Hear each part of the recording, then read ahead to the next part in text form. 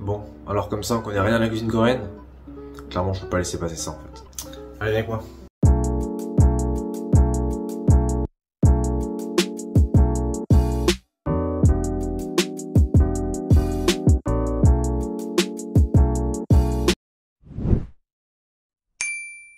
Comment parler de la cuisine coréenne sans parler du bibimbap? C'est clairement le plat emblématique, même si c'est loin d'être le meilleur, ça vous verrez bien. Bibimbap, littéralement, ça veut dire riz mélangé. Par tradition, c'est pas du pauvre, c'est juste des légumes et du riz. Mais tu verras quelques petites subtilités qui font que ça reste quand même franchement pas mal. Allez, c'est parti.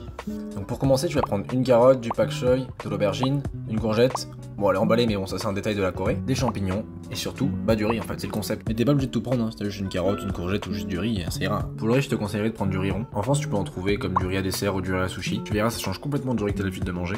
Et après c'est parti, on va pouvoir commencer à couper tous nos légumes. L'objectif c'est de faire des découpes assez fines, comme ça tout va cuire assez vite. Donc tu prends ton temps, tu coupes ça tout bien finement, tu fais gaffe à tes petits doigts. Là je coupe des légumes pour 2 personnes, mais dans la description vous avez un détail si vous voulez faire pour plus. Ça c'est le petit bonus pour ceux qui mangent pimenté, le petit piment rouge. Je te conseille d'enlever les graines, surtout quand tu vas pas le faire cuire comme moi là. Maintenant que tout est coupé tout petit, on va pouvoir passer enfin à la cuisson. Vous inquiétez pas, vous avez fait le plus dur maintenant. Oui, vous voyez les pousses de soja, il se pourrait que j'ai oublié de les filmer, mais peu importe.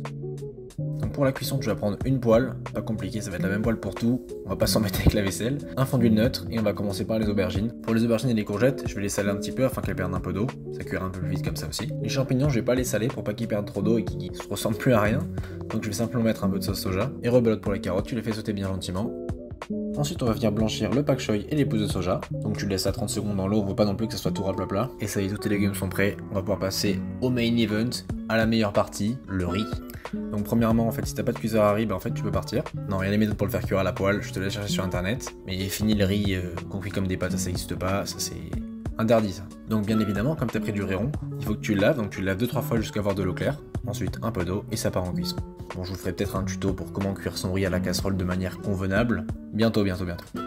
Voilà, maintenant que ton joli riz est prêt, on va pouvoir passer à la sauce et au dressage. Pour la sauce, il te faut du gochujang, de la sauce soja, du sirop de sucre. Si t'as pas de sirop de sucre, tu peux simplement le remplacer par du sucre blanc, ça marchera très bien aussi. Donc pour la sauce, on va mélanger 3 cuillères à café de gochujang, 4 cuillères à soupe de sauce soja, 2 cuillères à soupe de sucre. On mélange bien et c'est bon. Je vous ferai bientôt une vidéo sur les différentes sauces qu'on peut trouver en Corée. Mais cette pâte rouge qu'on appelle le gochujang, c'est vraiment l'indispensable à avoir. Ça se trouve facilement en France et sinon vous avez un lien en description pour en acheter directement. Franchement, je pense que je suis amoureux du gochujang en fait. Bon allez, on arrête, on passe au dressage. Donc dans une assiette, tu vas mettre ton riz bien au milieu et tout autour, tu vas commencer à disposer de tous tes petits ingrédients. C'est de faire un truc joli, donc en général pas comme moi. Et à la fin, tu viens mettre ton petit œuf au milieu, à laquelle tu vas ajouter ta sauce et de l'huile de sésame. Voilà, regardez-moi ça comme c'est beau.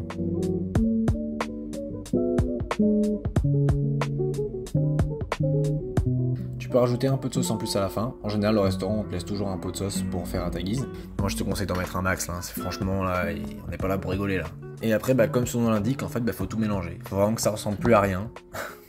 Alors qu'est-ce que ça dit, on va se régaler ou pas? Allez, on se retrouve bientôt pour notre recette. Allez, ciao ciao.